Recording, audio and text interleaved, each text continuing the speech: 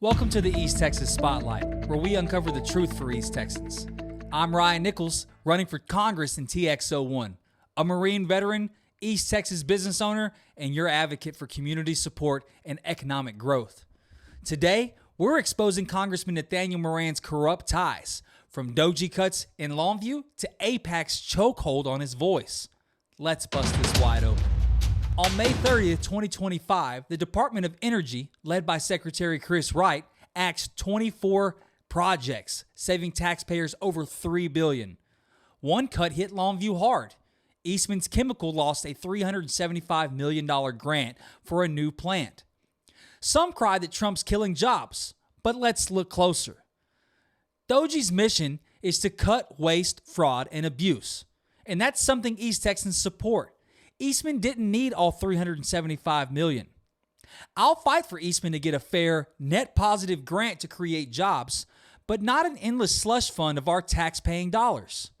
Moran? He stayed silent, letting corporate greed and tax waste fester in TX01. Let's follow the money. Moran took $5,000 from Eastman in February 2025, before DOGE's cuts.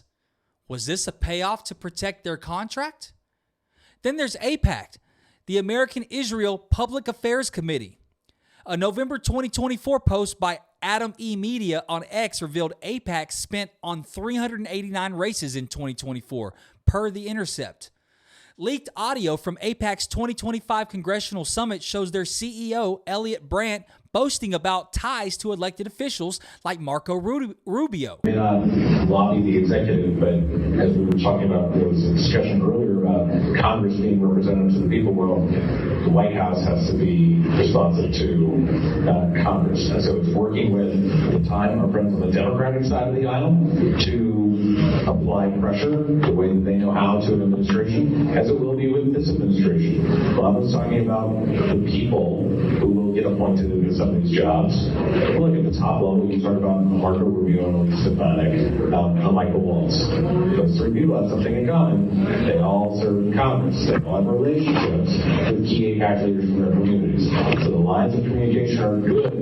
Should there be something questionable or curious that we need access on the conversation to? You never know. One of the first candidates I ever met with as an AIPAC professional in my job was meeting candidates for Congress was a guy named John Ratcliffe. He was challenging a long-time incumbent member of Congress in Dallas. This guy looks like he could win the race. When we go talk to him, he had a good understanding of the issues. And a couple of weeks before he took the oath as the CIA director, for crying out loud. This is the guy that they had a chance to speak to. So there are a lot, I wouldn't call them lifelines, but there are lifelines.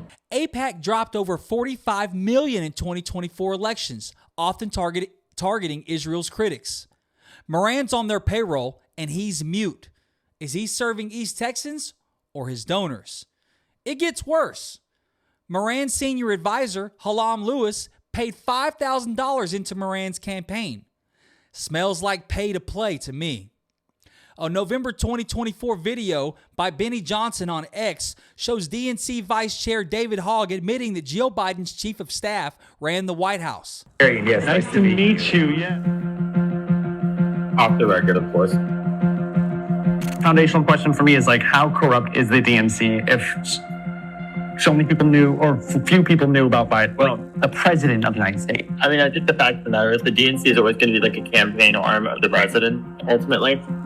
The bigger issue is like the inner circle that was around Biden. That's it. And I can't stress to you enough. Like Jill Biden's chief of staff, like had an enormous amount of power. Joe Biden? Jill Biden's chief of staff. That was like an open secret at the level. Like I would avoid him.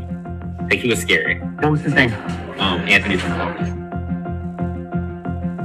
I've never seen him. Exactly. What do you mean? He's like a shadowy, like Wizard of Oz type figure. That's what made him so like. I knew how he looked, but like the general public wouldn't know how this man looked. But he wielded an enormous amount of power, and I can't stress to you how much power he had at the White House. Is JaLam pulling Moran's strings the same way, calling the shots while Moran hides? I confronted JaLam in San Augustine. He ran from my questions 3 times and even called the cops to stop me from filming. This isn't leadership. It's a corrupt quid pro quo that screws over East Texans. Moran won't speak up because he's compromised. AIPAC and Eastman's money keep him quiet. He didn't fight for a fair Eastman grant, didn't address DOGE's cuts, and hasn't protected us from tax waste. How much debt can we take? $1 billion grant? 10 billion? 100 billion? A trillion? My campaign is about real solutions. Better health care, stronger infrastructure, and more jobs for East Texans. I support Eastman and its workers. I want them to thrive, but not through corporate greed that funnels our tax dollars as a net negative. Moran's loyalty isn't to us. It's to his donors. East Texans, I'm a search and rescue specialist who saved lives, a business owner who creates jobs, and a Marine who fights for what's right. We love DOGE for exposing fraud, but we must take back Texas from rhinos and corporate greed, starting with school boards, city councils, and local initiatives. Moran's bought off, hiding behind JaLam and failing TX01. Share this video if you're sick of corrupt politicians who put donors over people, donors over constituents, and donors over the Constitution. Together, we'll make East Texas great again. This is the East Texas Spotlight, and I'm Ryan Nichols. Join me in taking back TX01 for the people. Visit RyanNicholsForCongress.com to support our fight. Thank you.